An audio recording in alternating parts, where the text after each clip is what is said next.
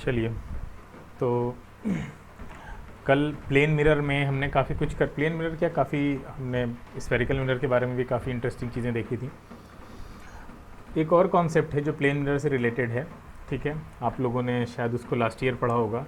यानी मिरर्स को जब आप पर्टिकुलर एंगल्स पे रखते हैं तो क्या रिज़ल्ट निकल के आता है, तो उसको भी जल्दी से रिवाइज कर लेते हैं कि अगर आप दो प्लेन मिरर को पैरेलल रख दें तो कितना एंगल बनते हैं, number of sir images. Again it sir हाँ, क्या हुआ?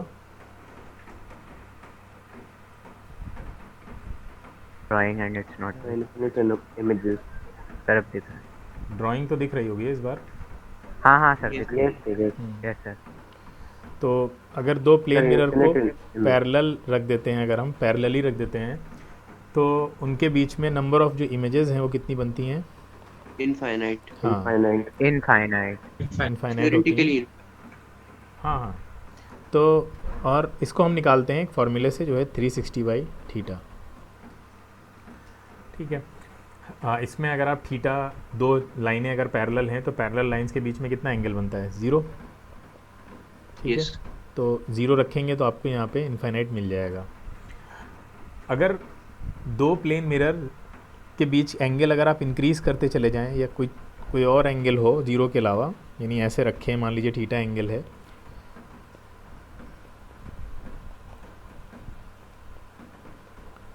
ये थीटा एंगल बना रहा है, तो इनके बीच कितनी इमेजेस बनेंगी अगर आपको ये निकालना है तो आपके लिए ये फॉर्मूला हेल्पफुल है। 360/थीटा, यानी थीटा को डिवाइड करिए और आपको आंसर मिल जाएगा। जैसे कि मान लीजिए थीटा है आपका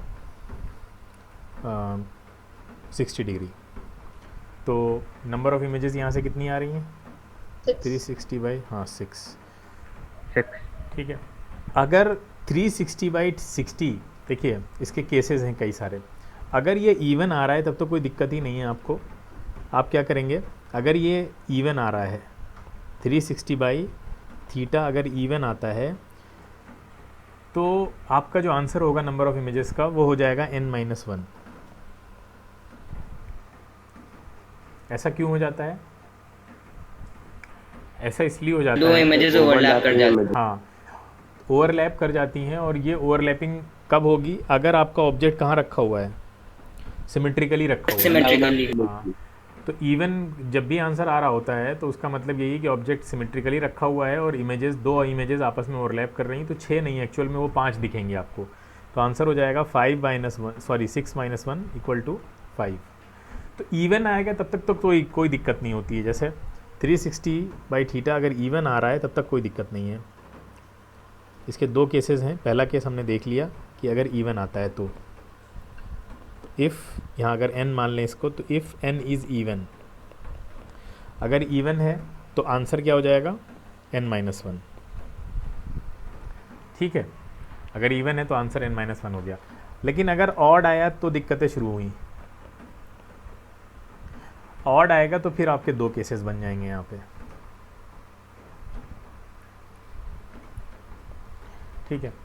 ऑड आएगा तो दो केसेस बन जाएंगे। अब आपको देखना पड़ेगा कि वो अगर सिमेट्रिकल रखा हुआ है, सिमेट्रिकल मतलब एंगल बाइसेक्टर पे रखा हुआ है।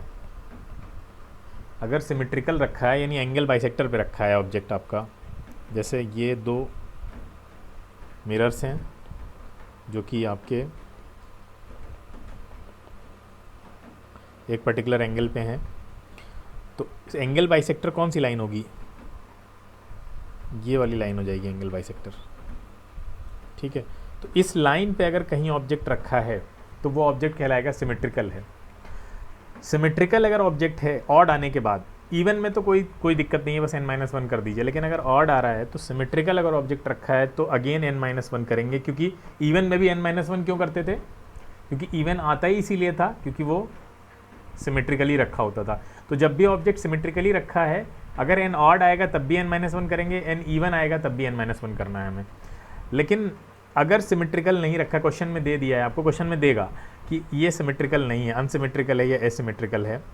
तो अगर अनसिमेट्रिकल है या एसिमेट्रिकल ऑब्जेक्ट रखा हुआ है और आंसर ऑड आया है आपका, तो आंसर हो जाएगा n, यानी जितना आया है उतना ही हो जाएगा।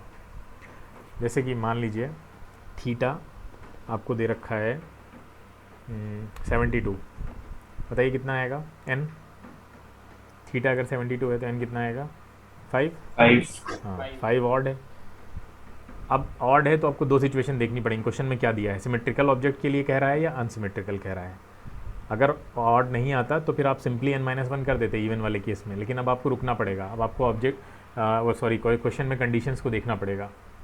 क्लियर है, समझ में आया।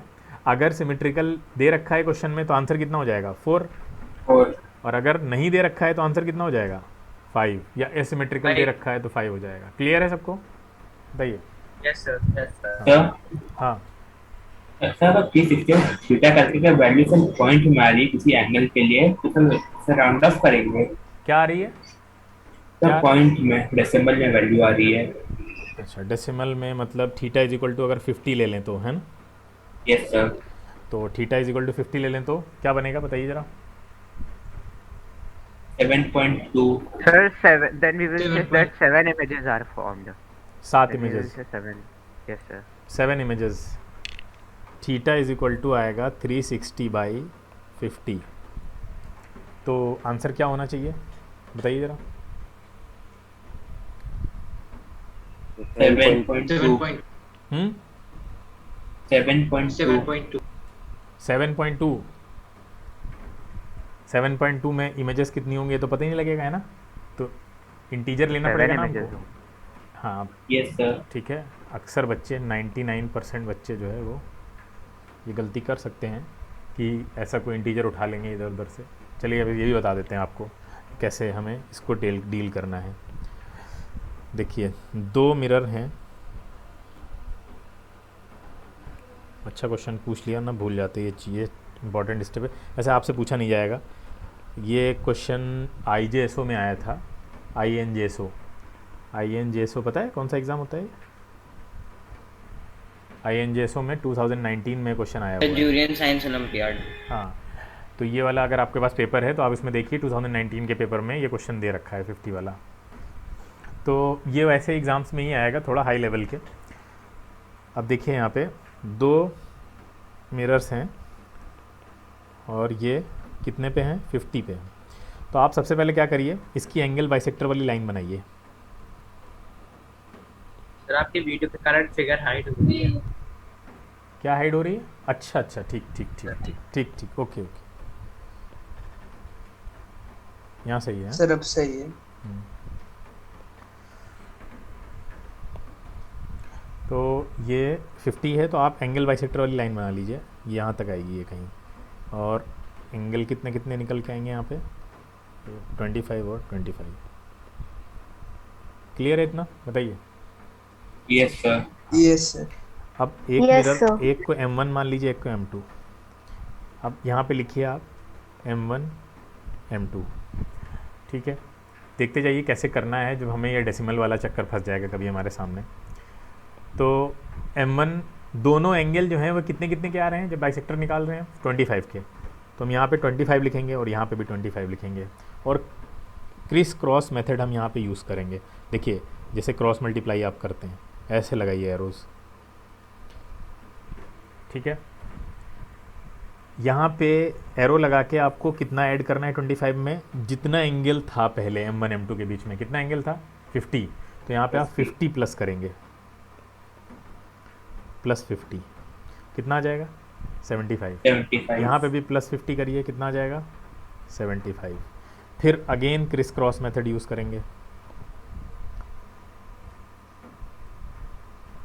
सर जब तक डिविजिबल ना हो जाए तब तक करते रहेंगे। नहीं ये बता रहे हैं। कितना यहाँ कितना ऐड होगा, फिर से अगेन 50 ऐड होगा, ठीक है। जितना एंगल है उतना ही ऐड करते चले जाइए आप। कितना हो जाएगा ये 120 नहीं 125। 125। हाँ 125, ठीक है। अगेन कर सकते हैं, अभी हम लोग एक बार और कर सकते हैं। कितना आएगा 175 175। अब नहीं कर सकते, रीज़न ये है कि ट्रायंगल में तीनों एंगल का सम कितना होता है 180 होता है। 180। हाँ तो अब नहीं कर सकते, इसके आगे नहीं कर सकते, ठीक है, इसको हम प्रूव भी कर सकते हैं। अच्छा, अब गिन लीजिए कितनी इमेजेस हैं, टोटल एंगल्स गिन लीजिए, कितने लिखे थे हमने, कितनी इमेजेस आ रही हैं? एक दो, सॉरी 1 2 3 4 और 4 इधर है, 8। आंसर है 8, जो कि गलत हो जाएगा मैक्सिमम लोगों का। चलिए, तो इसको इस तरह से आप कर सकते हैं, इसको आप बना के प्रूव भी कर सकते हैं। चलिए करके दिखाते हैं। से मान लीजिए सर, तो नॉर्मल जो कि 360 बाय थीटा को पूरा होल नंबर भी देते हैं, उनमें भी लगा सकते हैं। नॉर्मल को क्या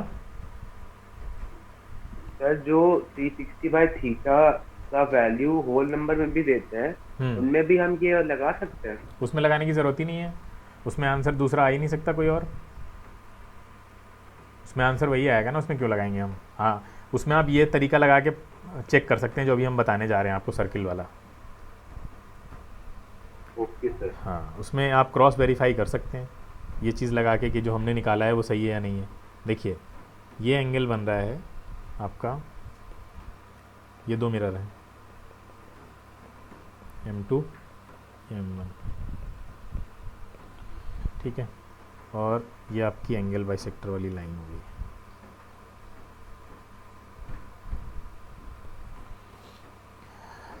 तो आपको पता है ये वाला एंगल आपने 25 लिया और ये वाला भी 25 लिया, है ना, ऐसे कुछ किया, बताइए। Yes sir. हाँ, इनकी इमेज इधर देखिए कहाँ बनेगी आके, ये वाली देखिए लाइन, ये लाइन यहाँ आ रही है और ये वाली लाइन यहाँ आ रही है कुछ, हाँ ऐसे।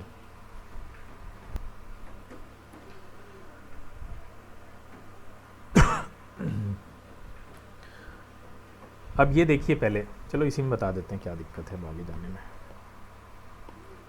यहाँ पे देखिए M1 M2 ये 2 मिरर हैं और दोनों मिरर में सबसे पहले देखिए इसकी, अगर इसको आप ऑब्जेक्ट मान लेते हैं, एंगल बाइसेक्टर पे ऑब्जेक्ट रखा हुआ है, ये बताया था ना, ऑब्जेक्ट अगर एंगल बाइसेक्टर पे रखा है या नहीं रखा है। अगर एंगल बाइसेक्टर पे ऑब्जेक्ट रखा है तो आप खुद सोचिए इसकी इमेज कहाँ बनेगी। ये अगर मिरर है तो इसकी इमेज यहाँ पे कहीं बनेगी, इधर ऐसे 25 पे ही, बताइए ऐसे बनेगी, यहाँ पे ये इमेज होगी, बोलो भाई, ये 25। हाँ, अब इधर वाले पे आ जाते हैं, इसकी इमेज M2 में कहाँ बनेगी, ये तो इमेज M1 ने बनाई तो I1 बोल देते हैं इसको, M2 में इसकी इमेज यहाँ बनेगी। Yes sir. इसको I2 बोल दीजिए, ये भी 25 पे ही बनेगी। बताइए बेटा। Yes sir, yes. हाँ, और इमेजेस हम इसमें कैसे बना सकते हैं इसी की, इसी तरह से तो 25 की गैप से सब बनती जाएंगी। हाँ, तो कैसे कैसे बनेंगी, अगली किधर बनाएंगे हम। देखिए एक बात सब लोग ध्यान से सुने, बहुत ध्यान से। अब अगर हम M1 में इमेज बनाना चाह रहे हैं I2 की, किसकी भाई, जो इमेजेस आती हैं यहाँ पे वो भी तो वर्चुअल ऑब्जेक्ट का केस बन जाती हैं, पढ़ा होगा। तो अब ये जो I1 I2 है ये भी तो वर्चुअल ऑब्जेक्ट का काम करेंगी। अब बताइए I2 अगर M1 में इमेज बनाएगा तो एंगल कितना बन रहा है, पूरा टोटल 75 बन रहा है, नहीं बन रहा है। अगर I2 M1 में इमेज बनाएगा तो एंगल 75 बन रहा है ना, 25 + 25 + 25, क्लियर। अभी हमने पीछे बताया भी तो 75 कैसे आएगा। अब बताइए ये 75 पीछे घुमाइए इसको, 75 पीछे कहाँ घुमा के लेकर आए हम, बताइए किधर बनेगी image 75 sir towards the left of M1 sir, 75 degree M1 के 75। हाँ, M1 से इधर लेकर आएंगे ना, इधर इस साइड में, तो यस सर, हाँ, तो 75, तो 75 हमें कहाँ पे मिलेगा, वहाँ पे कैसे आइडिया लगाएंगे 75 कौन सा है sir. After 50 degree of I1 sir, I1 के 50 डिग्री के बाद I1 से 50 डिग्री, तो इसका मतलब थोड़ा सा अगर हम गेस वर्क लगाएं तो ये कुछ ऐसा मिलेगा ना, यहाँ पे कहीं मिलेगा। I3 जो है वो I2 की इमेज है और I2 वर्चुअल ऑब्जेक्ट है और M1 पे बना रहा है, क्लियर है इतनी बात। अब आ जाइए I1 पे, I1 भी तो M2 के साथ 75 का एंगल ऑफ इंसिडेंस बना रहा है, I1 M2 के साथ, I1 M2 के साथ। तो I1 की जब हम इमेज बनाएंगे तो वो भी तो ऐसी बन जाएगी यहाँ पे कहीं आके, देखो ध्यान से, जब इधर लेकर आएंगे इधर से आएंगे ना इसको लेकर, इस बार इधर से चेक करेंगे तो ये 25 ये हो गया, ये दोनों मिल के दे देंगे आपको 50, क्लियर। तो पूरा आ जाएगा 75, तो ये मिल जाएगी आपको I4, clear. Yes sir. Yes sir, clear. ठीक है, अब आप I3 और I4 के साथ वही काम कीजिए। I3 M2 के साथ क्या करेगी? I3 M2 के साथ कितना एंगल बना रही है बताइए? I3 M2 के साथ कितना एंगल बना रही है? 125 ये वाला एंगल पूरा ग्रीन से बना, 125 ये वाला। हाँ, क्या 125 मिला था पीछे हमें? हाँ मिला था। 125 की इमेज कहाँ बनेगी? M1 के साथ बोल, M2 के साथ, सॉरी, ये वाला 75 ये है और 50 ये है। तो सर I3 पे, I3 की इमेज सर I3 पे मैं सर M2 के साथ इधर लेकर आएंगे ना, तो ये वाला देखिए, ये 50 है, 50 और 25 75 हो गया। कितना और ऐड करना है? 50 और ऐड करना है ना। Yes sir. तो 50 और ऐड करना है, तो मुझे लगता है यहाँ कहीं आ जाएगी क्या? ये भाई ये 50 ऐड हुआ ना, यस सर। यहीं तो आएगी। I5 I4 बताओ, I4 कहाँ बनाएगा? I4 किसके साथ? M1 के साथ। I4 M1 के साथ 125 का एंगल ऑफ इंसिडेंस बना रहा है, ये देखिए दिख रहा है। I4 ये वाला, सॉरी, I4 M1 के Yes, sir. साथ। हाँ, तो Yes, इसको sir. भी आप पीछे ले चलिए। कहाँ पे ले चलें? इसकी इमेज कहाँ पे बनेगी? इसकी इमेज के लिए आपको क्या लेना पड़ेगा? 25 ये हो गया, 25 ये हो गया, 50 है ना। ये कितना होगा? ये भी 25 है, 25 ही तो है ये। Yes sir, yes sir. Yes sir. तो इसकी इमेज कहाँ पे बननी चाहिए? I1 पे बन जाएगी क्या आके?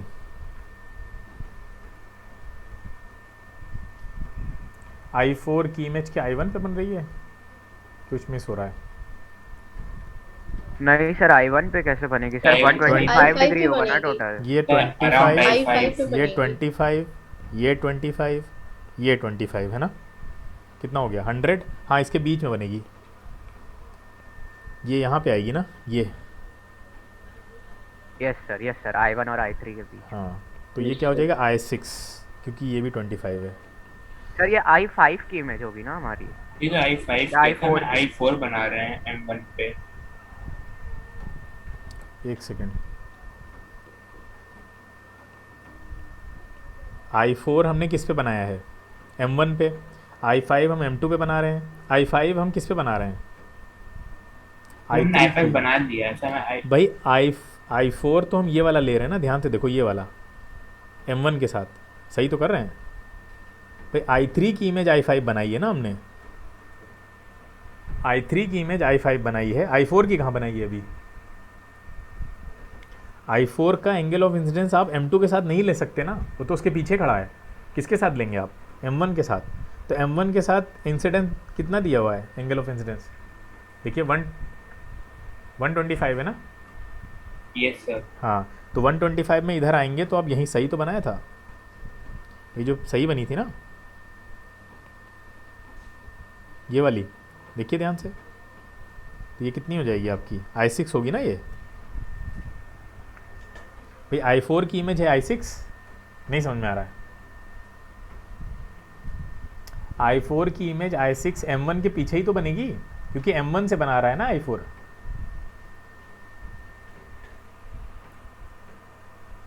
क्या हुआ? आवाज़ नहीं आ रही क्या? सर समझ गए सर, समझ समझ गए। गए। यस सर, समझ गए। यस हाँ। सर, I6 हमारी I4 की इमेज हाँ। बनी रही है और I5 हमारी I3 की इमेज हाँ। बन रही है। Yes, I4 जो है वो ये है, और ये दोनों रिलेटेड हैं।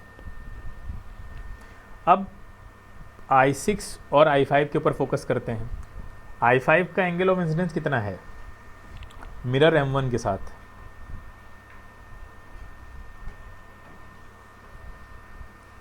$175। Yes sir. हाँ, तो इसकी इमेज कहाँ बनेगी? सर 175। इसके बाद जो भी इमेजेस बनेंगी वो दूसरी इमेजेस के ऊपर बनेंगी, तो कोई अंतर नहीं आएगा। i5 और i6 की इमेज बन पाएगी, और आगे क्या? नो सर, वो दूसरी इमेजेस के ऊपर बनेंगी तो फर्क नहीं पड़ेगा। दूसरी इमेजेस के ऊपर बनेंगी, फ़र्क नहीं पड़ेगा, ऐसा है? नहीं सर, बन सकता है सर, बन सकता है शायद। भाई ये देखिए, i5 लेते हैं, i5 कितना बना रहा है? 175, ये तो क्लियर है ना? Yes sir. 175 बना रहा है। 175 क्या हम इधर मूव कर सकते हैं इससे? 25, 25, ये भी 25, ये भी 25, कितना हो गया? 100। बोलो भाई, 100 हुआ ना ये? Yes sir. ये कितना हुआ? ये भी 125, ये भी 150, 150 के साथ 25 तो 175। ये तो i4 पे आ रहा है। सर ओवरलैप करेगी। ओवरलैप कर रहा है कि नहीं i4 सर पे? ओवरलैप करेगी सर।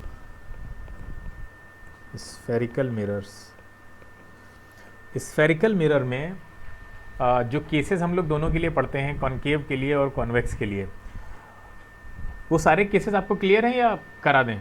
जल्दी बताइए। सर तो करा दीजिए। क्लियर है। करा दीजिए। चलो अच्छा, देखिए जल्दी से देख लेते हैं। पहला केस है इसमें, पहला केस क्या है? अच्छा, रूल्स तो क्लियर है ना, इमेज फॉर्मेशन के rules? Yes sir. Rules of image formation क्या हैं? क्या हैं? Sir, if the light ray is parallel to the principal axis, हाँ it will converge to the focus after reflection. बिल्कुल। ये मान लीजिए कॉनकेव मिरर है आपका, ये लाइन प्रिंसिपल एक्सिस कहलाती है। ये सारे आपको टर्म्स पता होंगे, आई होप, ठीक है, कोई दिक्कत की बात नहीं। पोल हो गया ये, और ये आपका फिगर फोकस। साइड कर दीजिए। Oh sorry,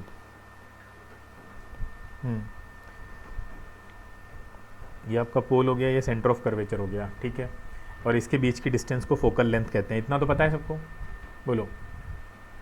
Yes sir. हाँ। Yes sir. देखिए यस सर। रूल क्या कहता है? पहला रूल ये है कि अगर रे पैरेलल आएगी तो आफ्टर रिफ्लेक्शन फोकस से जाएगी, ठीक है। अगर कोई लाइट सोर्स इन्फिनिटी पे रखा है जहाँ से रे पैरेलल आ रही है तो आफ्टर रिफ्लेक्शन उसकी इमेज फोकस पे बन जाएगी, सिंपल है, ठीक है। दूसरा रूल क्या कहता है? दूसरा रूल बिल्कुल इसी का अपोजिट है, एक तरह से कह सकते हैं कि अगर हम लाइट सोर्स को, देखिए ध्यान से, अगर हम लाइट सोर्स को और उसकी इमेज को इंटरचेंज कर दें तो क्या होगा? लाइट सोर्स को अगर आप उसकी इमेज को इंटरचेंज करने का मतलब ये है कि आपने पहले लाइट सोर्स इन्फिनिटी पे रखा था और इमेज फोकस पे बन रही थी। अब आप लाइट सोर्स उठा के वहाँ रख दीजिए जहाँ इमेज बन रही थी। कहाँ? फोकस पे। फोकस पे रख दिया आपने लाइट सोर्स को उठा के, इमेज इन्फिनिटी पे बनेगी। हाँ, तो इमेज वहाँ चली जाएगी जहाँ पहले ऑब्जेक्ट था। ये देखिए ऐसे, यानी यहाँ से नतीजा ये निकला कि लाइट अपने पाथ को रिट्रेस कर लेती है, यानी याद रखती है ना, अपने पाथ को याद रखती है कि हम कहाँ से आए थे। अगर आपने खाली पोजीशन को इंटरचेंज किया है तो उसको पता होता है हम आए कहाँ से थे, बस वो खाली डायरेक्शन चेंज करके वहाँ चली जाएगी। देखिए यही हो रहा है, फोकस से जा रही है तो पैरेलल हो जा रही है, पैरेलल आ रही है तो फोकस से जा रही है। ये बहुत, इसको बोलते हैं principle of reversibility of light, reversibility of light, ठीक है, POR। इसको याद रखिएगा, बहुत इंपॉर्टेंट होता है आपको। अभी जो मिरर के केसेस, सॉरी इमेज फॉर्मेशन के जो केसेस हैं मिरर में, वो सब याद रखने में काम आएगा। तो दो रूल तो ये हो गए। तीसरा रूल बहुत अच्छा है, बहुत आसान है। अभी हमने पीछे आपको बताया था कि अगर कोई सर्किल है, ठीक है, तो उस सर्किल के सेंटर से अगर कोई रे जा रही है तो वो टेंजेंट बनाएगी, मतलब टेंजेंट के परपेंडिकुलर होगी। पढ़ा है ये? Yes sir. हाँ, यस सर। टेंजेंट के परपेंडिकुलर होगी। तो तीसरा रूल ये कहता है कि अगर सेंटर ऑफ कर्वेचर से रे जा रही है तो वो मिरर के ऊपर 90 डिग्री पे फॉल करेगी। बोलो। Yes sir. सही है, ये समझ में आया सबको? सर्किल में पढ़ा होगा यार, 9th में ही पढ़ा होगा शायद। ये रेडियस से ये 90 डिग्री का एंगल बनाती है। तो यही चीज़ यहाँ पे भी हो रही है। अब वो 90 डिग्री पे अगर फॉल करेगी तो सोचो नॉर्मल और angle of incidence, sorry normal और इंसिडेंट रे कॉन्साइड कर जाएंगी, और कॉन्साइड कर जाएंगी तो इसका क्या मतलब है? दोनों के बीच का एंगल कितना हो जाएगा? 0 डिग्री। 0। तो एंगल ऑफ इंसिडेंस 0 हो गया यहाँ पे, एंगल ऑफ रिफ्लेक्शन भी 0 हो गया। तो अब बताओ ये रे कहाँ जाएगी? वापस यही पाथ पे वापस चली जाएगी। तो अगर Yes, centre yes, of curvature से रे जाएगी तो वो अपने पाथ को रिट्रेस कर लेगी, बाउंस बैक कर जाएगी। बस ये 3 रूल याद रखने हैं आपको। इसी पे चलिए अब हम और इमेज देख लेते हैं। सबसे पहला है कि जब आपका जो ऑब्जेक्ट है इज एट इन्फिनिटी, अगर ऑब्जेक्ट इन्फिनिटी पे हो तो देखिए, अगर ऑब्जेक्ट इन्फिनिटी पे हो तो जो पहला वाला रूल बताया था वही फॉलो हो जाएगा। क्या होगा, लाइट रे पैरेलल आएगी, इन्फिनिटी से लाइट रेज पैरेलल आती हैं, मान के चलिए आप इस तरह से, ठीक है। तो ये लाइट रे पैरेलल आ रही है। आफ्टर रिफ्लेक्शन क्या होगा, ये सब फोकस से जाएंगे। अभी रूल में पढ़ा है हमने, पैरेलल रेज क्या करती हैं, आफ्टर रिफ्लेक्शन फोकस से पास होती हैं। क्लियर है, ये इस तरह से। तो इमेज आपकी फोकस पे बन जाएगी, ठीक है। आपने ऐसे ऑब्जेक्ट्स को, पेपर को जलाते हुए भी देखा होगा। ऐसे आप पेपर को जला सकते हैं क्योंकि रेज जो सन से आ रही हैं वो कलेक्टिव स्ट्रेंथ उनकी काफ़ी ज़्यादा होती है। तो ये फोकस पे बन जाती है इमेज आपकी। इसी का reverse principle of reversibility of light की तरह अगर हम यूज़ करें, देखिए इसका यूज़ कहाँ है, इसका यूज़ आपके डिश एंटीना में है ना। डिश एंटीना सबने देखा है। और कहाँ है, सोलर कुकर में है, ठीक है। आपका ये सोलर कुकर में इसका यूज़ है आपका। डिश एंटीना में कैसे है, डिश एंटीना आप सबने देखा है, ऐसे होता है और उस पर ये इस तरह से स्टैंड पे लगा हुआ है। तो जो सैटेलाइट से जो वेव्स आ रही हैं वो कैसी हैं भाई, इलेक्ट्रोमैग्नेटिक हैं, बोलो। जो रेज आ रही हैं वो कैसी हैं, रेडियो वेव्स होंगी। तो ये आकर आपके एंटीना पे ऐसे गिरी, ठीक है, पैरेलली। अब ये अगर पैरेलली फॉल करती हैं तो पैरेलल रेज कहाँ मिलती हैं, फोकस, हाँ फोकस पे। तो ये सारी रेज एक पॉइंट पे मिलेंगी आपको ऐसे,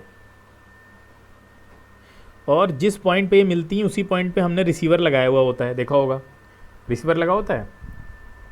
यस सर, हाँ, Yes, sir. और यहाँ से फिर केबल आया हुआ होता है आपके घर में, टीवी में, है ना, पूरा। तो Yes, ये sir. ऐसे काम करता है, ये कॉनकेव रिफ्लेक्टर लगा होता है। इसीलिए बंदर हिला देता है कभी तो चैनल आपके सही नहीं दिख रहे होते हैं। उसमें होता क्या है, रिसीवर फोकस से हट जाता है। अगर रिसीवर फोकस से हट गया तो सोचो रेस को रिसीव कौन करेगा, वो तो फोकस पे ही जाएंगी, क्लियर है। तो वो रिसीव नहीं कर पाएंगे आप। हाँ, सोलर कुकर में भी ऐसे ही होता है। सोलर कुकर ऐसे बनाया जाएगा कि सारी हीट वो अंदर कॉन्सेंट्रेट कर देगा, उसका फोकस कुछ अंदर रहेगा जहाँ खाना पक रहा होगा आपका, ठीक है। एक और इसका बहुत अच्छा यूज़ है, लेकिन जब आप principle of reversibility of light का यूज़ करें यहाँ पे, तो यानी अगर आप यहाँ पे principle of reversibility of light लगाइए तो सोचिए क्या होगा। जैसे हम ऐसे बनाते हैं, ये आपकी लाइट रे जा रही है और यहाँ इसका फोकस है। अगर यहाँ फोकस है तो आपको पता है पैरेलल लाइट आएगी तो फोकस पे पॉइंट कर देगा। लेकिन अगर फोकस पे रख दें तो, फोकस पे रख दे तो और फोकस से लाइट रे निकले ऐसे, तो क्या होगा, पैरेलल जाएंगी, सब पैरेलल जाएंगी। और इसी चीज़ का हमने बहुत अच्छा इस्तेमाल किया है आपके टॉर्चेज़ में। टॉर्च देखा आपने, या गाड़ी की हेडलाइट देखी, यस सर, ठीक है। Yes, torch sir. में, गाड़ी की हेडलाइट में, आपकी बाइक हो चाहे कार हो चाहे ट्रेन हो, या सर्च लाइट्स होती हैं जो आपकी, वो सब बीम बनाती हैं, बहुत मोटे मोटे बीम होते हैं लाइट्स के जो निकलते हैं। तो वहाँ करते क्या हैं, वो बल्ब लगाते हैं कहाँ पे, फोकस पे, और पीछे होता है कॉनकेव रिफ्लेक्टर, ठीक है। तो वो जब लाइट रेज निकलती हैं वहाँ बल्ब से निकलेंगी, तो बल्ब से हर डायरेक्शन में निकलती हैं, सिर्फ इधर ही नहीं, मतलब वो तो इधर भी निकल रही हैं, लेकिन वो आपके कोई काम की नहीं है। जो कॉनकेव रिफ्लेक्टर पे पड़ेंगी वो है काम की, क्योंकि वो रिफ्लेक्शन के बाद पैरेलल हो जाएंगी और पैरेलल बीम ऑफ लाइट मिलेगा। तो और उस पैरेलल बीम ऑफ लाइट की लेंथ कितनी होगी अगर पूछे आपसे तो क्या बोलेंगे आप, इन्फिनिट। हाँ Infinity. बिल्कुल बिल्कुल। क्योंकि आपने अभी यहाँ पे क्या किया है, ऑब्जेक्ट और इमेज इंटरचेंज हो गई है। तो पहले जब ऑब्जेक्ट इन्फिनिटी पे था तो इमेज फोकस पे बन रही थी, अब ऑब्जेक्ट फोकस पे है तो इमेज कहाँ चली जाएगी, इन्फिनिटी पे चली जाएगी, ठीक है। तो बहुत दूर तक दिखता है, आप देखते हैं लाए उसमें इसीलिए बनाया जाता है बीम कि आप उस कार वगैरह में आराम से कितना भी दूर तक, आप जितना दूर देखना चाहें उतना दूर आपको दिखेगा, क्लियर है। तो ये इसके यूजेस हैं। अब दूसरा केस पे आते हैं। दूसरा केस क्या है, दूसरा केस ये है कि व्हेन ऑब्जेक्ट को अब आप आगे लेकर आ रहे हैं थोड़ा, तो ऑब्जेक्ट को अगर हम आगे लेकर आएंगे तो देखिए क्या होता है।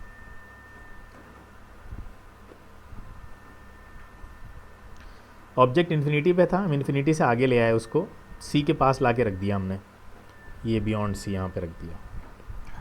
अब ये बियॉन्ड सी आपका ऑब्जेक्ट रखा हुआ है ए एंड बी। पहली रे आप पैरेलल भेज सकते हैं, जैसा कि रूल्स अभी आपने देखा है, पैरेलल जाएगी तो वो फोकस से पास हो जाएगी, ठीक है। दूसरी रे के लिए आपके पास कई ऑप्शन है, सेंटर ऑफ कर्वेचर से भी भेज सकते हैं, फोकस से भी भेज सकते हैं, कहीं से भी भेजिए, इमेज सेम बनेगी, इमेज नहीं बदलेगी, ठीक है। तो इमेज देखिए कहाँ पे आ रही है, सी एंड एफ के बीच में आ रही है, ये देखिए ये सी एंड एफ के बीच में आ रही है। और अगर आप सेंटर ऑफ कर्वेचर से भी भेजते तब भी सी एंड एफ के बीच में ही आती, ऐसा नहीं है कि तब बदल जाती, इमेज यहीं रहेगी हमेशा। तो ये देखिए इमेज कैसी बन रही है आपकी, पहले रे ए से आई थी तो पहले इमेज ए की बनेगी ना, तो ए नीचे चला जाएगा, बाद में ए से बाकी नीचे की चीज़ें आएंगी तो इस बी ऊपर आ जाएगा, इसलिए इन्वर्टेड हो जाती है इमेज आपकी। देखिए तो ये इमेज कैसी है, इन्वर्टेड है, रियल है, ठीक है। और कैसी है, सी एंड एफ के बीच में है और छोटी बन रही है, स्मॉलर देन द ऑब्जेक्ट, हाँ डिमिनिश्ड है, क्लियर है। अब अगर आप और पास लेकर आइए ऑब्जेक्ट को तो वो भी केस देख लेते हैं। सी वाला केस सबको बहुत अच्छे से याद होगा कि अगर आप सी पे रखते हैं, अब सी पे आ जाएगा ना ये अगली बार, तो ये ऑब्जेक्ट यहाँ पे आया आपका, तो सी पे अगर ऑब्जेक्ट होता है तो इमेज भी आपकी सी पे ही बनती है, ठीक है। इस तरह से आपका फोकस से जाएगी पहली और दूसरी आपकी फोकस से जाएगी तो पैरेलल हो जाएगी, ठीक है। तो ये आपकी यहाँ पे कुछ इमेज नीचे बन जाएगी। सर थोड़ा ऊपर कर दिया सर, ऐसा दिख नहीं रहा है नीचे का। अरे क्लियर होगा भाई, तो अपनी दिख रहा है, स्क्रीन दिख ऊपर रहा है। करो बेटा, मुझे तो यहाँ दिख रहा है कि दिखेगा तुम्हें, अपनी स्क्रीन सही करो, वो नीचे हो गई होगी, सही है, वो ऊपर जाएगा ही नहीं, फिक्स है, ठीक है। अब सी से अगर आगे ले चलते हैं तो भी देख लेते हैं वो वाला केस भी।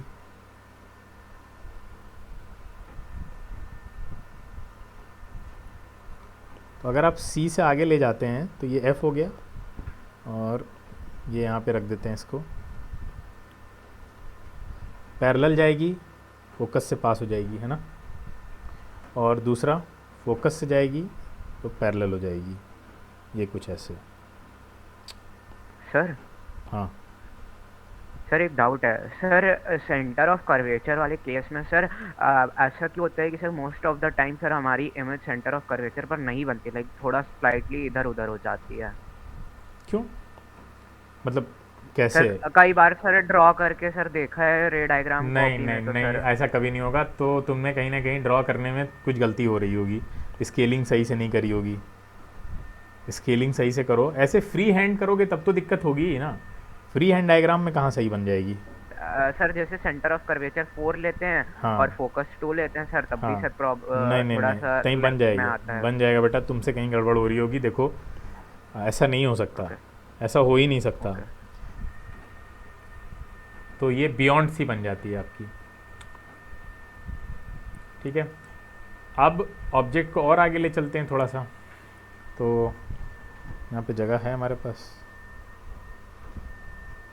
चलिए थोड़ा और आगे ले चलते हैं ऑब्जेक्ट को। ये आपका फोकस हो गया, फोकस पे ले चलते हैं, तो फोकस पे आ जाएगा ऑब्जेक्ट अगर आपका, तो इमेज कहाँ चली जाएगी आपकी, ये देखिए पहला पैरेलल जाएगी, फोकस से पास करा दीजिए, ठीक है, इस तरह से। और दूसरा अब देखिए यहाँ पे सेंटर ऑफ कर्वेचर और फोकस वाला ऑप्शन नहीं है हमारे पास उतना, तो हम क्या करेंगे, हम पोल वाला ऑप्शन लेंगे। पोल वाला पता है ना, पोल पे क्या होगा, वही लॉ ऑफ रिफ्लेक्शन फॉलो करेगा, अगर ये जितना एंगल है उतने ही एंगल पे क्या होगी, रिफ्लेक्ट होगी, ठीक है, ऐसे कुछ। तो ये दोनों रेस पैरेलल होती हैं, पैरेलल रेस के बारे में कन्वेंशन है कि वो इन्फिनिटी में मिलेंगी, तो इसलिए हम कह देते हैं इसकी इमेज इन्फिनिटी बनेगी, हालांकि देख के कोई नहीं आया है, और प्रिंसिपल एक्सिस के नीचे है तो वो रियल और इन्वर्टेड भी हो जाता है, ठीक है। और कहाँ बनेगी, इन्फिनिटी पे, real and inverted. Sir centre of curvature से भी तो बना सकते हैं सर, वो भी बना तो सकते option हैं, ये होता है। आसान है ज़्यादा हमारे पास, हाँ ये ज़्यादा आसान है ना, बना सकते हैं। हाँ yes sir, yes. Last option, last मतलब इमेज, एक और स्पेशल केस है वो भी बता देंगे आज।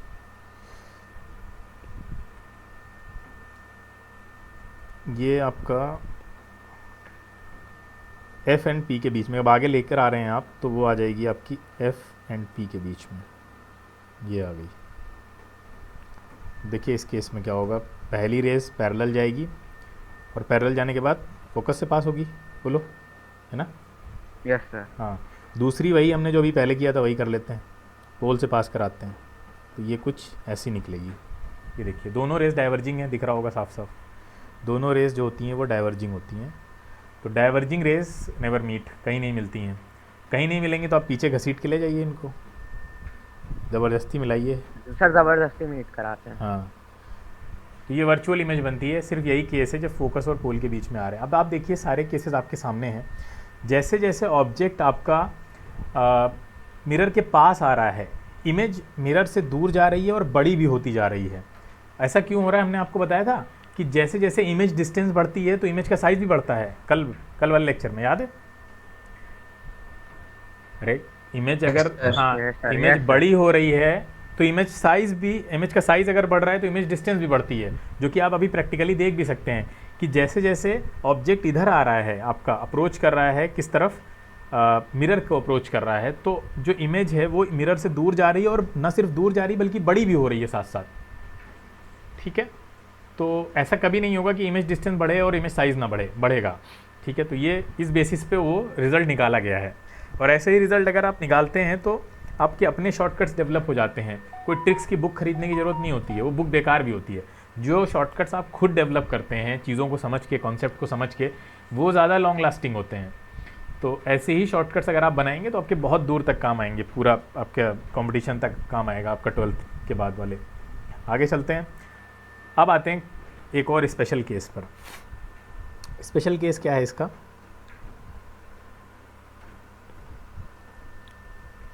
स्पेशल केस ये है कि अगर रेस पैरेलल आ रही हैं लेकिन प्रिंसिपल एक्सिस के पैरेलल नहीं है। रेस पैरेलल तो हैं लेकिन प्रिंसिपल एक्सिस के पैरेलल नहीं है।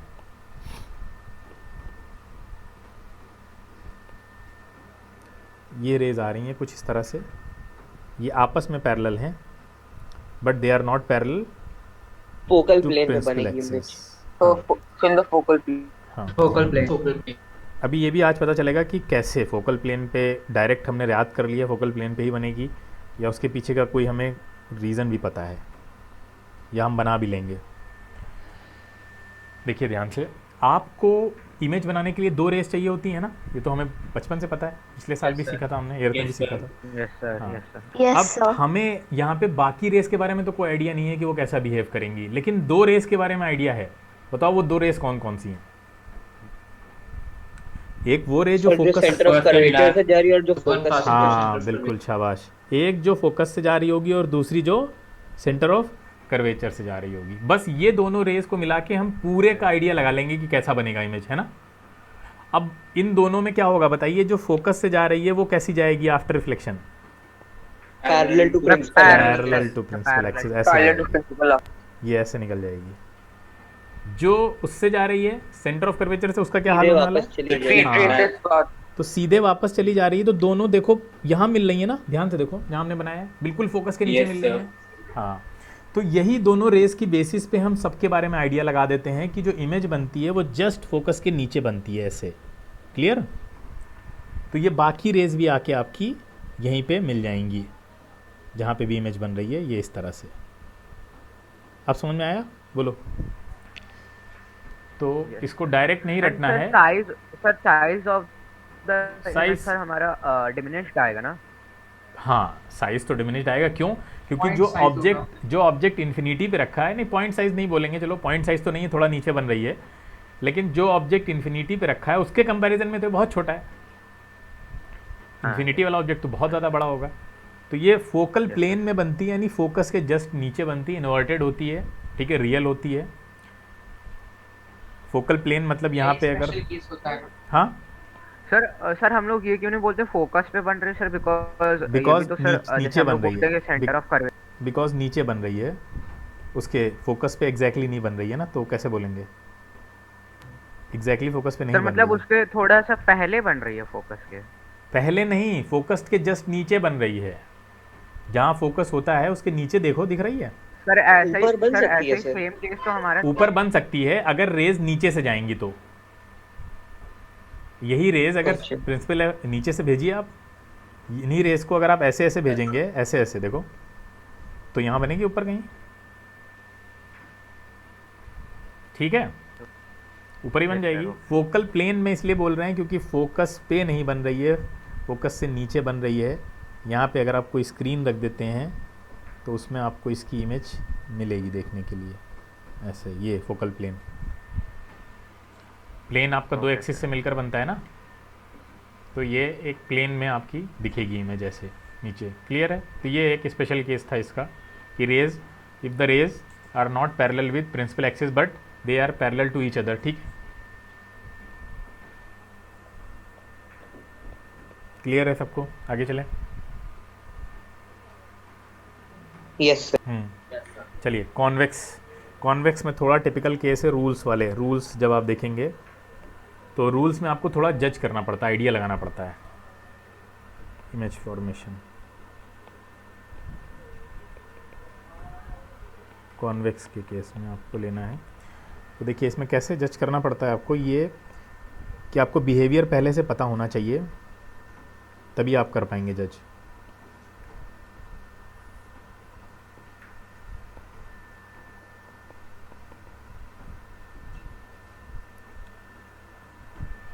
ये कॉन्वेक्स है, आपको पता है।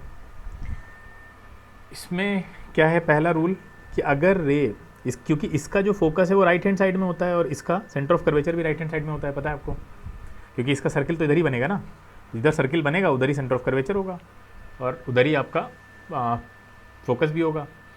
तो इसमें क्या है कि अगर रे पैरेलल आएगी प्रिंसिपल एक्सिस के, देखिए ध्यान से, अगर रे प्रिंसिपल एक्सिस के पैरेलल आएगी और पैरेलल आने के बाद वो किसी पर्टिकुलर डायरेक्शन में रिफ्लेक्ट हो गई, मान लीजिए पता नहीं है आपको किधर गई है, पर्टिकुलर डायरेक्शन में। अच्छा, ये डायरेक्शन कैसे निकालते हैं आप, वही लॉ ऑफ रिफ्लेक्शन यूज़ करिए, नॉर्मल बनाइए। नॉर्मल कैसे बनाएंगे, यहाँ पे अगर हम नॉर्मल बनाएं तो वो नॉर्मल सेंटर ऑफ कर्वेचर से होता हुआ जाएगा, बोलो कि नॉर्मल तो वहीं बनेगा ना। Yes sir. हाँ, ये आपका नॉर्मल हो गया ऐसे, ठीक है। और ये रे देखिए, अब नॉर्मल से रे किधर जाएगी, उधर ही डाइवर्ज होगी, साफ साफ दिख रहा है, ऐसे ही जाएगी और कोई तरीका नहीं जाने का, तो ये ऐसे भाग जाएगी। अब ये रेस को अगर आप बैकवर्ड प्रोड्यूस कर रहे हैं और बैकवर्ड प्रोड्यूस करने पर कहाँ मिलेगी आपको, ये फोकस पे मिलेगी। अगर कोई रे पैरेलल आई है और इस तरह निकल गई, डाइवर्ज हो गई है, तो वो बैकवर्ड प्रोड्यूस करने पर फोकस पे मिलेगी। इसका उल्टा केस अगर कोई भी रे अगर आपकी किसी भी एंगल पे मिरर पे गिर रही है, किसी भी पर्टिकुलर एंगल पे ऐसे, और गिरने के बाद अगर वो प्रिंसिपल एक्सिस के पैरेलल हो जाती है ऐसे, तो इसका मतलब है वो कहाँ से आ रही है, फोकस से आ रही है। अगर आप उसको पीछे प्रोड्यूस करेंगे तो वो फोकस पे मिलनी चाहिए, क्योंकि ये जो बिहेवियर है वो सिर्फ वही रे दिखाएगी जो फोकस से आ रही होगी। बहुत इंपॉर्टेंट है। तो इसमें आप थोड़ा जज करके चलते हैं, पहले से आइडिया लगा, आपको पता होता है कि कैसे लेना है किस रे को। सेंटर ऑफ कर्वेचर में आसान है। अगर कोई रे इस तरह के मिरर पे गिरी, मान लीजिए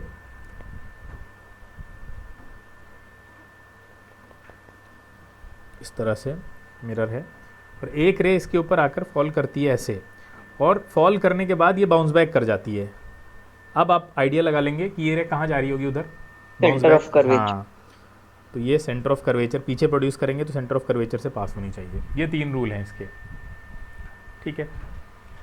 इमेज फॉर्मेशन इसमें बड़ी आसान है, सिर्फ 2 ही केसेस हैं आपको समझने हैं, याद रखिए उनको। सबसे पहला केस जो है आपका,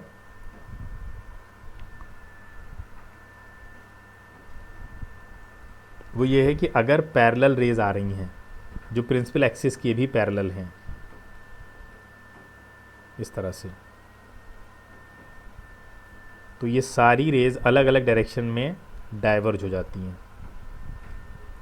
और इनको आप बना भी सकते हैं रे डायग्राम, जैसे भी हमने पीछे वाले केस में बनाया था कि आप यहाँ से नॉर्मल ड्रॉ कर लीजिए, ठीक है। यहाँ से ये सेंटर ऑफ कर्वेचर से होता हुआ जाएगा नॉर्मल, और सभी रेस का वैसे नॉर्मल बना सकते हैं इस तरह से, किसी को रटने की ज़रूरत नहीं है आपको, इस तरह से नॉर्मल बना लीजिए सबके। नॉर्मल जब आप बनाएंगे तो आपको लगेगा, दिखेगा कि कोई रे ऐसे भाग रही है, इधर से अपना इस तरह भाग रही है, और सारी rays law of reflection follow करती हुई जाएंगी, तो ये इस तरह से सब डाइवर्ज हो जाती हैं।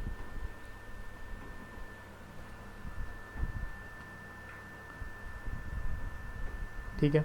अब ये आपको पता है कि जो डाइवर्जिंग रेज हैं वो ज़्यादा एंगल तक जा रही हैं, ज़्यादा ऑब्जेक्ट्स को कवर कर रही हैं, तो इनका जो एंगल का व्यू होता है वो बड़ा हो जाता है। ये देखिए काफ़ी बड़ा है ना, इसको बोलते हैं वाइड एंगल व्यू। यानी जहाँ जहाँ तक रेज आ रही है वहाँ कोई ऑब्जेक्ट अगर रखा होगा तो आपको उसकी इमेज दिखेगी। या अगर आप ये कहें, इसको principle of reversibility of light से समझें कि अगर कोई ऑब्जेक्ट अलग अलग रखा है, यहाँ पे कोई ऑब्जेक्ट रखा है, यहाँ पे भी रखा है, हर जगह पे रखा है, और उस ऑब्जेक्ट से रे निकली तो ऐसे आकर वो मिरर पे पड़ी, ठीक है, हम उल्टा बता रहे हैं आपको, तो वो रे आफ्टर रिफ्लेक्शन पैरेलल हो जाएगी। और पैरेलल हो जाएगी तो अगर आप यहाँ पे आपकी आँख है तो बताइए सारे ऑब्जेक्ट एट ए टाइम आपको दिखेंगे नहीं दिखेंगे इस मिरर में? अगर इन इन सारे, इसीलिए सर ये लेंस सर सुपरमार्केट्स में यूज होता है। लेंस नहीं, मिरर, ज्यादातर लोग मिरर हाँ बिल्कुल सुपरमार्केट में, बिल्कुल सुपरमार्केट में यूज़ होता था। अब जब से सीसीटीवी आ गया है तब से इतना इनका ज़्यादा यूज़ नहीं रह गया, लेकिन फिर भी ये अभी भी वाइड एंगल देते हैं इसलिए कार्स के रियर व्यू मिरर भी होता है। हाँ, इसलिए ये गाड़ियों में आपका देखा होगा आपने, रियर व्यू मिरर की तरह यूज़ होता है बाइक में, कार्स में। क्यों? क्योंकि उसमें बहुत छोटे से एरिया में आपको पीछे का पूरा एंगल मिलेगा, कितनी गाड़ियाँ चल रही हैं, कौन साइकिल चला रहा है, कौन बाइक चला रहा है, कौन पैदल चल रहा है, कितने, सब कुछ पीछे का। अब आपको पता है कि जब वाइड एंगल व्यू मिलेगा तो हर एक ऑब्जेक्ट अपना साइज़ छोटा करना पड़ेगा ना इसमें, इमेज में। अगर ओरिजिनल साइज़ का बना देंगे तो फिर तो इमेज ही ख़त्म, सॉरी मिरर ख़त्म हो जाएगा। तो इसमें क्या होगा, सारे ऑब्जेक्ट्स की जो इमेज होगी वो कैसी होगी, वो डिमिनिश्ड होगी, छोटी बनेगी। डिमिनिश्ड का मतलब धुंधली नहीं है, डिमिनिश्ड का मतलब छोटी है यहाँ पे, ठीक है, छोटी इमेज बनेगी सारे ऑब्जेक्ट्स की, क्योंकि छोटे छोटे ऑब्जेक्ट्स करेंगे तभी तो सब उसमें एकोमोडेट हो पाएंगे इतने छोटे से एरिया में। तो सारे ऑब्जेक्ट्स की छोटे छोटे इमेज बना देता है। क्लियर है इतना? तो ये रियर व्यू मिरर की तरह भी यूज़ होता है। और दूसरा ये, इसको आप शार्प टर्न पे भी आप देखते होंगे लगा के रखते हैं लोग, जहाँ पे बहुत ज़्यादा शार्प टर्न होता है। यानी आप ऐसे देखिए, ऐसे कोई 90 डिग्री पे दो रोड्स हैं और यहाँ से कोई गाड़ी जा रही है, इधर से कोई गाड़ी आ रही है, आपस में टकरा ना जाए इसलिए यहाँ पे कहीं ऐसे इस तरह का मिरर अगर आप लगा देते हैं तो दोनों साइड की कैप्चरिंग करके दोनों साइड के लोगों को दिखा देगा कि हाँ इधर से कौन आ रहा है। अभी कॉलोनीज़ में लगा होता है, अपार्टमेंट्स में लगे होते हैं इस तरह से। तो ये तो हो गया पहला। अब देखिए यहाँ पे ये रेज़ अगर अलग अलग डायरेक्शन में डाइवर्ज हो गई हैं तो डाइवर्जिंग रेज़ क्या होती हैं, कैसे मिलेंगी आपको? कभी नहीं मिलेंगे, अभी हमने पीछे देखा डाइवर्जिंग रेज़ नेवर मीट। तो उनको आप क्या करते हैं, बैकवर्ड प्रोड्यूस करेंगे। बैकवर्ड प्रोड्यूस करते हैं तो वो सारी आकर आपकी एक पॉइंट पे मिलती हैं जिसको हम बोलते हैं फोकस। तो यहाँ फोकस पे आपकी वर्चुअल इमेज बनती है हमेशा, इसीलिए कहा जाता है कॉन्वेक्स मिरर का फोकस वर्चुअल होता है। सब याद रखना, कॉन्वेक्स मिरर का फोकस वर्चुअल होता है, ठीक है। राइट हैंड साइड में रहेगा मिरर के और वहाँ पे आप रेज़ को पीछे प्रोड्यूस करके लाते हैं तब मिलती हैं, एक्चुअली में कोई रेज़ मिल नहीं रही होती हैं। तो ये पहला केस हो गया इसका। एक दूसरा केस और है, बस दूसरा केस ये है कि अगर ऑब्जेक्ट इन्फिनिटी पे नहीं है, उसको आप पास ले आए हैं, कहीं पे भी ले आए हैं, यहाँ पे रख दिया हमने लाके। अब देखिए रूल क्या है, रूल क्या है, रूल पढ़ा है अभी हमने पीछे। रूल क्या कह रहा है, पहली जाएगी पर पैरेलल, पैरेलल गई, पैरेलल जाने के बाद क्या हो जाएगा, डाइवर्ज हो जाएगी, ये इधर किसी भी डायरेक्शन में फैल गई। अच्छा डाइवर्ज गई है तो इसको पीछे प्रोड्यूस करेंगे, कहाँ मिलेगी, फोकस पे आके मिलेगी ये, हाँ। अच्छा दूसरी रेस का क्या करें, दूसरी रेस के लिए क्या कर सकते हैं, centre of curvature, centre of curvature से पास करा देते हैं, ठीक है। तो ऐसे डालते हैं इसको कि वो लगे कि सेंटर ऑफ कर्वेचर से आ रही है, तो ये क्या कर जाएगी, बाउंस बैक कर जाएगी ऐसे। तो पीछे मिलाइए आप, तो पीछे मिलाएंगे तो ये सेंटर ऑफ कर्वेचर तक जा रही है। अब देखिए दोनों कहाँ मीट कर रही हैं, ये देखिए पोल और फोकस के बीच में, फोकस के, हाँ। तो ये आपकी इमेज बनेगी, हमेशा इमेज पोल एंड फोकस के बीच में बनेगी, डिमिनिश्ड बनेगी, ठीक है, क्लियर है। अच्छा एक और क्वेश्चन पूछ सकता है आपसे कि अगर हम ऑब्जेक्ट को मिरर की साइड बढ़ाते बढ़ाते पोल पे ले आएं, पोल पे खड़ा कर दें, तो बताओ इमेज कहाँ जाएगी, पूछ सकता है ना। पोल तक तो हम लाते ही नहीं हैं, तो इसके बारे में याद रखिएगा, अगर इमेज को आप पोल, मिरर ऑब्जेक्ट को पोल पे लाके खड़ा कर देंगे तो इमेज भी वहीं बनेगी, ठीक है। ये एक्स्ट्रा नॉलेज है, बस याद रखिए इसके बारे में। सर पोल पे ही बनेगी? हाँ पोल पे ही बनेगी। अब देखिए एक चीज़ आपको पता है, इस ए बी वाली जो इमेज है जो अभी हम पढ़ रहे हैं, इसको हम इधर लेकर आएंगे, कितना भी इधर ले जाएं इधर ले जाएं, इमेज हमेशा पोल और फोकस के बीच में ही रहेगी, है ना, ये से बाहर नहीं जाने वाली है। तो इसमें बस यही केस याद रखना है, इन्फिनिटी वाला केस है और ये वाला केस है। तो ऑब्जेक्ट इन्फिनिटी के अलावा कहीं भी रखा होगा, image will always produced in between pole and focus, ठीक है। तो ये सारी आपकी जो इमेजेस थी वो कंप्लीट हो गई जो मिरर में थी। और कोई डाउट है इसमें? अब एक और इम्पॉर्टेंट चीज़ है इसकी, बल्कि बहुत ज़्यादा इम्पॉर्टेंट, और वो है मिरर फॉर्मूला, ठीक है। मिरर फॉर्मूला सबने पढ़ रखा है, क्या होता है? 1/f = 1/v + 1/u। और मैग्नीफिकेशन का फॉर्मूला क्या है मिरर के लिए? -v/u। अच्छा, ये मिरर फॉर्मूला डिराइव कर लेते हैं, कैसे आया, कहाँ से आया? डेरिवेशन पता है इसका? नहीं सर, डेरिवेशन नहीं पढ़ाया गया। डेरिवेशन नहीं पढ़ाया गया, उसे डेरिवेशन में सिमिलरिटीज़ लगेगी, कॉन्सेप्ट लगेगा, करा दें, छोड़ दें? आएगा नहीं, आएगा नहीं कहीं? Yes sir. हाँ सर रहने दिया सर, सर रहने दिया सर। करना है सर, करना है। चलो अच्छा कर लेते हैं, जो कि सारी मुसीबत आसान हो जाएगी। ये F, ये हो गया आपका C, और ये मान लेते हैं हो गया ऑब्जेक्ट आपका, ठीक है। पहली रेज आप पैरेलल ले गए थे, पैरेलल ही ले जाइए, फोकस से पास करा दीजिए। दूसरी को हम फोकस से ले गए थे, वहाँ से नहीं ले जाते हैं, हम पोल से ले चलते हैं, तो आपका जीवन थोड़ा आसान हो जाएगा। ये आएगा। अब यहाँ पे आपको क्लियरली दो ट्रायंगल दिख रहे होंगे आपस में सिमिलर, दिख रहे हैं? बताइए। Yes sir. क्योंकि पोल से ले जाने में आपका फ़ायदा ये है कि वहाँ पे लॉ ऑफ रिफ्लेक्शन फॉलो हो जाएगा, तो सिमिलरिटी लगाना आसान है। ये ए हो जाएगा आपका A' और B'। अब यहाँ पे देखिए दो ट्रायंगल ABP और A'-B'P दोनों सिमिलर हैं। Yes sir. ये देखिए, तो ये बड़ा वाला तो U हो गया यहाँ से यहाँ तक, छोटा वाला कितना हो गया? V, और ये F हो गया। अब अगर हम बड़े वाले ट्रायंगल में लगाएं तो बताओ कितना आएगा? ये हो गया HO और ये हो गया HI। तो यहाँ से आपको मिल जाएगा क्या? HI/HO = V/U। बोलो सही है? Yes sir. अच्छा, और दूसरे कौन से ट्रायंगल मिल रहे हैं हमें सिमिलर? दूसरे कौन से मिल रहे हैं? दूसरे वही है जो पिछले वाले में देखा था हमने। दूसरा कौन सा मिल रहा है?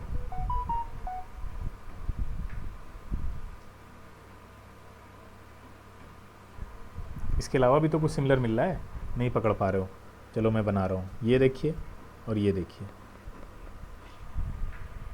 Yes sir. ठीक है, मिला। इसमें भी हम इसको स्ट्रेट लाइन मानेंगे, तो ये हो जाएगी आपकी HO, और ये कितना F है, तो इसका कितना हो जाएगा? ये वाली डिस्टेंस, ये वाली डिस्टेंस सर B-F। हाँ V-F। तो अब यहाँ पे जो इक्वेशन बनेगी आपके सामने वो बनेगी HI/HO = कितना? HI ऊपर रखा है हमने, तो V-F ऊपर आएगा और F नीचे। सही है? क्वेश्चन नंबर 1 मान लो। यस। दो इक्वेशन आ गई हमारे सामने। अब हम राइट हैंड साइड को इक्वेट कर सकते हैं। राइट हैंड साइड को इक्वेट करते हैं तो क्या मिलेगा? V/U = V-F/F, ये मिलेगा। Yes sir. Yes sir. तो ये हो जाएगा V/F = UV-UF, यही होगा। हमें लाना है 1/F, 1/U, 1/V। तो कैसे ला सकते हैं हम इसको कॉपी कर लेते हैं। कैलकुलेशन है बस, अब कुछ नहीं है।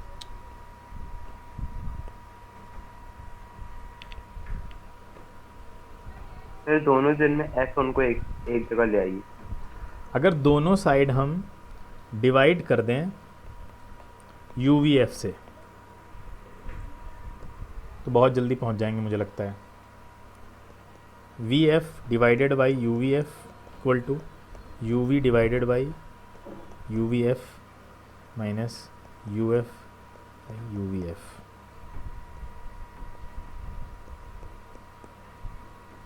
क्या कैंसिल हो जाएगा? 1/U equal to 1/F minus 1/V आ गया।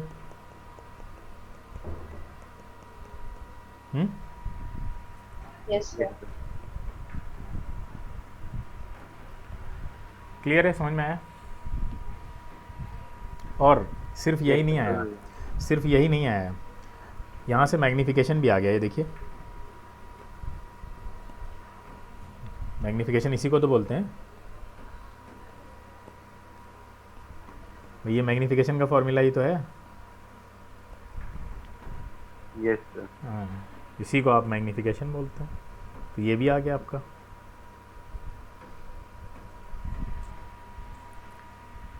ठीक है, अंडरस्टूड? समझ में आ गया? अंडरस्टूड। अब इसका लास्ट कॉन्सेप्ट है जो कि है आपका डायरेक्शन का। ठीक है, साइन कन्वेंशन का, बस इसको कर लेते हैं, ख़त्म करते हैं। साइन कन्वेंशन, साइन कन्वेंशन में ध्यान देने वाली बात यह है कि आपको कहाँ से लेनी है आपको डिस्टेंसेस। जैसे, और यहाँ पे गड़बड़ी इसलिए होती है, अभी हम दिखाएंगे आपको कहाँ पे दिक्कत हो जाती है, कि आप जब राइट और लेफ़्ट वाली चीज़ें मान लेते हैं कि राइट में पॉजिटिव, लेफ़्ट में नेगेटिव, है ना, ऐसे याद किया होगा, तो ये गड़बड़ होती है। आपको क्या याद रखना है? याद ये रखना है आपको कि इंसिडेंट रे की डायरेक्शन, इंसिडेंट रे इधर आती है, तो इंसिडेंट रे जिस डायरेक्शन में जा रही है उस डायरेक्शन में जो आप डायरेक्शंस को मेजर करेंगे, सबकी डिस्टेंसेस को मेजर करेंगे, वो पॉजिटिव होंगी। इसीलिए इधर की पॉजिटिव हो जाती हैं क्योंकि इधर इंसिडेंट रे जा रही है। और जब आप मिरर से इधर मेजर करते हैं डिस्टेंसेस तो वो नेगेटिव आती हैं। तो आप पोल को मत देख लें, अगर आप ध्यान से पोल से मेजर करनी है आपको, तो पोल पे खड़े हो जाइए और देखिए इंसिडेंट रे किधर आ रही है। तो जिधर इंसिडेंट रे आ रही है उसी डायरेक्शन में जो डिस्टेंसेस मेजर होंगी वो पॉजिटिव होंगी, और जो इंसिडेंट रे के अपोजिट डायरेक्शन में मेजर करनी पड़ती हैं वो नेगेटिव होती हैं। तो ये नेगेटिव हो जाती है क्योंकि इधर जाना पड़ता है हमको। तो इसलिए हमेशा जो U होता है आपका वो नेगेटिव होता है, क्योंकि वो हमेशा इंसिडेंट रे भेज रहा होता है ना। तो U को जब आप देखेंगे तो आपको लगेगा वो इंसिडेंट रे के अपोजिट डायरेक्शन में खड़ा है। क्लियर? इमेज में क्या होता है, इमेज कभी आपकी इधर भी बनती है, ठीक है, रियल भी बनती है, जो रियल इन्वर्टेड बनती हैं वो सब नेगेटिव होंगी क्योंकि उसको अपोजिटली देखेंगे आप, और जो मिरर के पीछे बन रही होगी वो सब पॉजिटिव लेंगे आप। इतना क्लियर है? बोलो, अगर रे इधर से आ रही है। में भी सेम ही चीज होती है सर। लेंसेज का लेंसेज में बताएंगे, अभी नहीं, ठीक है, लेंसेज हम लोग देखेंगे तब बताएंगे। देखिए इसमें गड़बड़ देखिए कहाँ होती है। ये मान लेते हैं आपके सामने एक मिरर है, और इस मिरर से अगर आपने राइट लेफ्ट पढ़ रखा होता है तो ऐसी जगह दिक्कत होती है। ये रे आ रही है पैरेलल, ठीक है, बेटा माइक बंद करिए। चलो देखते हैं, बताइए। ठीक है, लिखे कागज यश चाहिए, कागज। माइक बंद करिए। कौन है यश? मारुति मेडिकल स्टोर, एक जगह मारुति मेडिकल स्टोर लिख दो, मारुति मेडिकल स्टोर, नहीं बाद में भूल जाएंगे, दूसरा लिख। तो ये पैरेलल आ रही हैं रेज, ठीक है, ये रेज अगर पैरेलल इधर से आ रही हैं तो आप बताइए नेगेटिव पॉजिटिव कैसे लेंगे आप? आपने तो राइट में अगर पॉजिटिव पढ़ रखा है तो आप ये वाला पॉजिटिव ले लेंगे, ये नेगेटिव है ना? No sir, no sir, wrong sir, wrong sir, wrong. Incident ray मतलब यहाँ पोल पे खड़े हो जाइए, ठीक है, पोल पे खड़े होके देखिए, अगर आपकी तरफ कोई आ रही है रेज तो उसके अपोजिट डायरेक्शन में जो आप मेजर करेंगे वो सब नेगेटिव हो जाएंगी और उधर वाली पॉजिटिव हो जाएंगी, ठीक है। तो इंसिडेंट रे की डायरेक्शन में जो डिस्टेंसेस मेजर की जाएंगी वो पॉजिटिव, और जो उसके अपोजिट जाकर मेजर करनी पड़ेंगी वो नेगेटिव। और ये सब देखेंगे कहाँ खड़े होके? रेफरेंस पॉइंट क्या है हमारा? पोल। हाँ, पोल से इंसिडेंट रे की तरफ देखेंगे हम। क्लियर है? अगर मिरर के पीछे और मिरर के सामने भी याद रखते हैं तो भी ठीक है काफ़ी हद तक, क्योंकि उसमें भी गलती नहीं होगी। अगर आप मिरर के पीछे को पॉजिटिव ले रहे हैं तो ठीक है, वो भी लेकिन अगर आप राइट लेफ्ट याद कर बैठे हैं तो बहुत दिक्कत की बात है। ठीक है बेटा, तो आज ये हमने स्फेरिकल मिरर में जितना कुछ था उसको ऑलमोस्ट ख़त्म कर दिया है।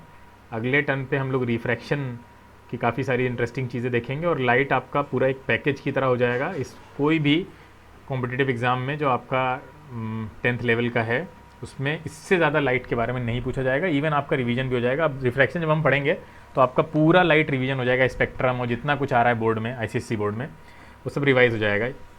ठीक है, चलिए हम लोग नेक्स्ट क्लास में मिलते हैं। Thank you sir. Recording stopped. Thank you. Thank you.